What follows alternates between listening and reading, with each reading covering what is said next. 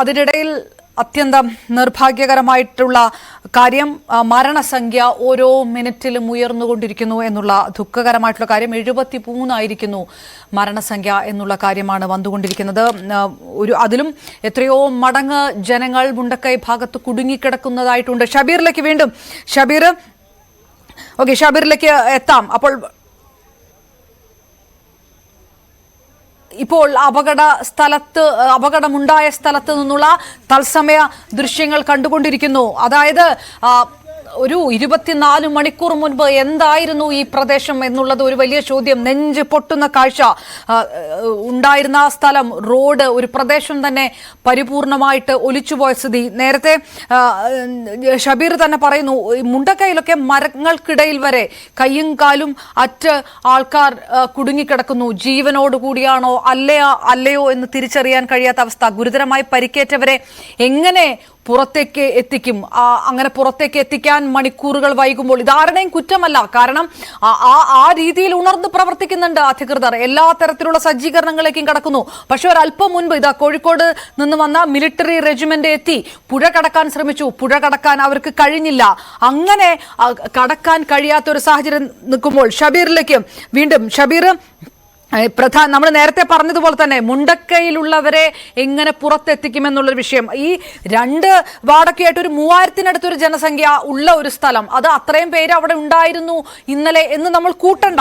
എങ്കിൽ പോലും അതിനടുത്ത ആൾക്കാർ, അതിൽ എത്ര പേർക്ക് റീച്ച് ഔട്ട് ചെയ്യാൻ കഴിയുന്നു, എത്ര പേർക്ക് ഞങ്ങളിതാ കുടുങ്ങിക്കിടക്കുകയാണെന്ന് വിളിച്ചു പറയാൻ കഴിയുന്നുണ്ട് എന്നുള്ള ഒരു വലിയ വിഷയമുണ്ട്. പിന്നെ നേരത്തെ ഷബീർ പറഞ്ഞതുപോലെ റിസോർട്ടിനകത്ത് കുടുങ്ങിക്കിടക്കുന്ന ആൾക്കാർ, അങ്ങനെ ഒരു വല്ലാത്ത ഒരാശങ്ക ആ ജനസംഖ്യയുമായി ബന്ധപ്പെട്ട് ഉണ്ടാകുന്നുണ്ട്. ഈ ഒരു 5 മണിയോടുകൂടി ഇരുട്ടൊക്കെ ആയിക്കഴിഞ്ഞാൽ പിന്നീട് എങ്ങനെ രക്ഷാപ്രവർത്തനം ഈ ഫുൾ സ്വിംഗിൽ നടക്കുമെന്നൊരു ചോദ്യം കൂടിയുണ്ട്. അങ്ങനെ ആശങ്കയുടെ തലം കൂടുതൽ വലുതാകുന്നു. ഷബീർ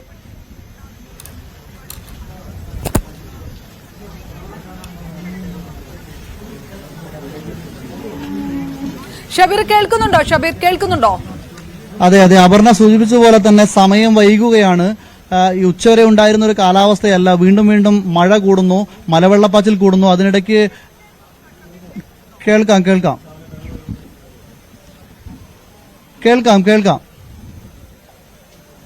ഹലോ, പറഞ്ഞോളൂ ഷബീർ, പറഞ്ഞോളൂ. ഹലോ,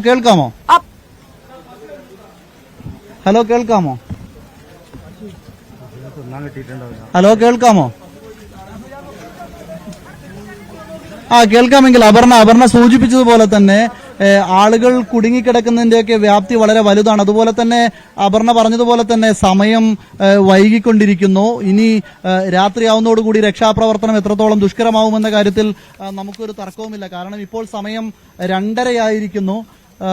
ഈ 2:30 ആയിട്ട് പോലും ഇപ്പോഴും നമുക്ക് മുകളിലേക്ക് എത്താനുള്ള ഒരു വഴി പോലും സാധ്യമായിട്ടില്ല. ഇപ്പോൾ നമ്മൾ ദൃശ്യങ്ങളിൽ കാണുന്നത് നമ്മൾ മുണ്ടക്കൈയിലെ ദൃശ്യമല്ല. മുണ്ടക്കൈയിലെ ഒരു ദൃശ്യം പോലും നമുക്കാർക്കും ഇതുവരെ ലഭ്യമായിട്ടില്ല, അല്ലെങ്കിൽ രക്ഷാപ്രവർത്തകർക്ക് അങ്ങോട്ട് എത്താൻ കഴിഞ്ഞിട്ടില്ല.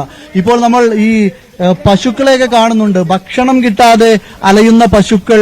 അതുപോലെ തന്നെ എത്രത്തോളം ആളുകൾ ഈ വീടുകൾക്കുള്ളിൽ, നമ്മൾ ഈ ദൃശ്യങ്ങളിൽ ശ്രീജിത്തിന്റെ ദൃശ്യങ്ങൾ ഇപ്പോൾ കാണുന്നുണ്ടാവും. ഇതിൽ വീടുകളാണ് ഇതൊക്കെ. ഈ ദൃശ്യങ്ങളൊക്കെ നമ്മൾ കാണിക്കുന്നത് താഴെയുള്ള ഈ പറയുന്ന ചൂരൽമല എന്ന പ്രദേശം, മുകളിൽ നിന്നും വെള്ളം കുത്തിയൊലിച്ചു വന്ന പാലത്തിനിക്കരെയുള്ള ചൂരൽമലയിലെ ദൃശ്യങ്ങളാണ്.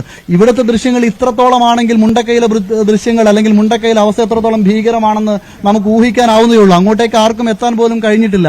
ഇപ്പോൾ നമ്മൾ ഈ കാണുന്നത് ഈ പശുക്കളൊക്കെ ഭക്ഷണം കിട്ടാതെ, അല്ലെങ്കിൽ തിന്നാനൊന്നും കിട്ടാതെ അലയുന്നു. അതുപോലെ തന്നെ രക്ഷാപ്രവർത്തകരാണെങ്കിൽ ഇനിയും ആരെങ്കിലും ഏതെങ്കിലും വീടുകൾക്കുള്ളിൽ കുടുങ്ങിക്കിടക്കുന്നുണ്ടോ എന്ന് പരിശോധിച്ചുകൊണ്ടിരിക്കുന്നു വിവിധ സംഘടനകളുടെ വിവിധ രക്ഷാപ്രവർത്തന യൂണിറ്റുകൾ.